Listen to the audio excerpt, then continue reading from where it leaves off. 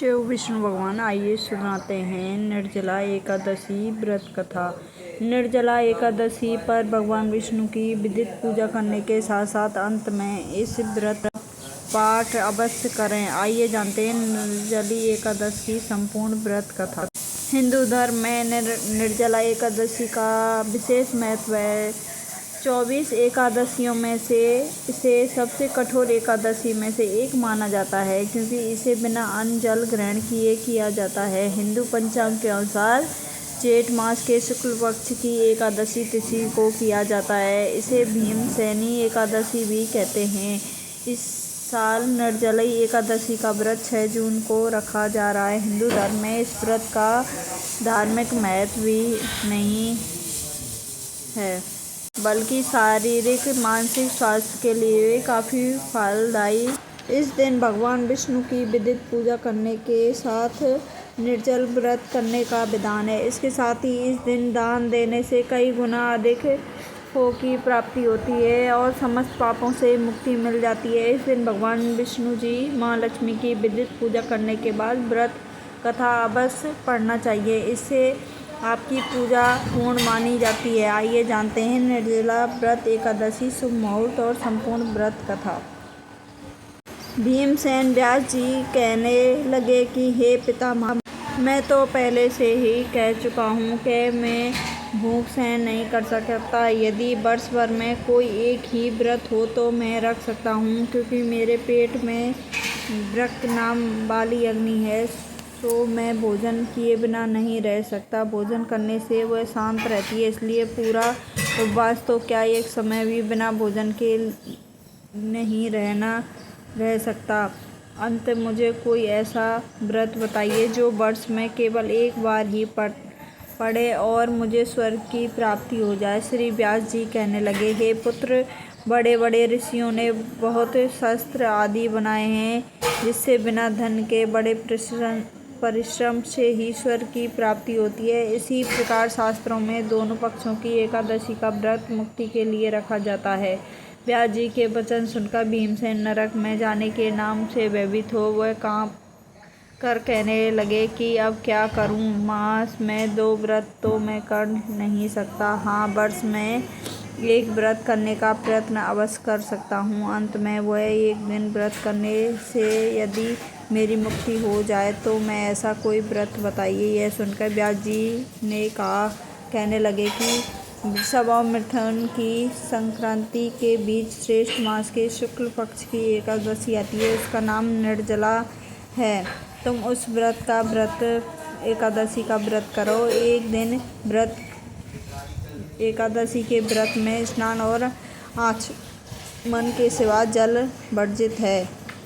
आचमन में 6 मासे से अधिक जल नहीं होना चाहिए, अन्यथा वह मदपान के सदृश हो जाता है। एक दिन भोजन नहीं करना चाहिए, क्योंकि भोजन करने से व्रत नष्ट हो जाता है। यदि एकादशी को सूर्योदय से लेकर द्वादशी के सूर्योदय तक जल ग्रहण ना करें तो उसे सारी एकादशियों के व्रत का फल प्राप्त होता है। द्वादशी को सूर्योदय से पहले उठकर स्नान आदि करके ब्राह्मणों को दान आदि देना चाहिए। इसके पश्चात भूखे और शस्त्रपात्र ब्राह्मण को भी भोजन कर फिर आप भोजन कर लेना चाहिए। इसका फल पूरे 1 वर्ष की संपूर्ण एकादशी के बराबर होता है। व्यास जी कहने लगे कि हे भीमसेन, यह मुझको स्वयं भगवान ने बताया है। एकादशी का पूर्ण समस्त तीर्थों और दानों से अधिक है। केवल एक दिन मनुष्य निर्जला रहने से पापों से मुक्ति हो जाती है। जो मनुष्य निर्जला एकादशी का व्रत करते हैं, उसकी मृत्यु के समय यमदूत आकर नहीं घेरते, वरना भगवान के पार्षद उसे पुष्पक विमान में बैठाकर स्वर्ग को ले जाते हैं। अंत संसार में सबसे श्रेष्ठ निर्जला एकादशी का व्रत है, इसलिए यत्न के साथ इस व्रत को करना चाहिए। उस दिन ओम नमो भगवते वासुदेवाय मंत्र का उच्चारण करना चाहिए, गोदान करना चाहिए। इस प्रकार व्यास जी की आज्ञा अनुसार भीमसेन ने इस व्रत को किया। इसलिए एक दिन एकादशी को भीमसेन और पांडव एकादशी भी कहते हैं। निर्जला व्रत करने से पूर्व भगवान से प्रार्थना करें कि हे भगवान, आज मैं निर्जला व्रत करता हूँ, दूसरे दिन भोजन करूँगा। मैं इस व्रत को श्रद्धापूर्वक करूँगा। अंत आपकी कृपा से मेरे सब कष्ट पाप नष्ट हो जाएं। इस दिन जल से भरा हुआ एक घड़ा वस्त्र में ढककर स्वयं स्वर्ण सहित दान करना चाहिए। जो मनुष्य इस व्रत को करते हैं उनको करोड़ों फल सोने के दान का।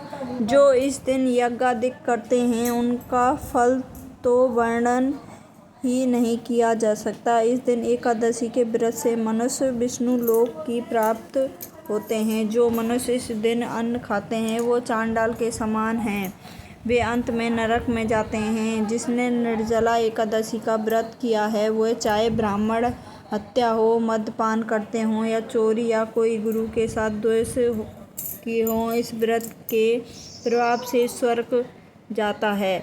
हे कुंती पुत्र, जो पुत्र या स्त्री श्रद्धा पूर्वक इस व्रत को करते हैं उन्हें अग्नि लिखित कर्म करने चाहिए। प्रथम भगवान का पूजन, फिर गोदान, ब्राह्मणों को मिष्टान व दक्षिणा देना चाहिए और जल से भरे कलश का दान अवश्य करना चाहिए। निर्जला के दिन अन्न, वस्त्र, उपहान, जूती आदि का दान भी करना चाहिए।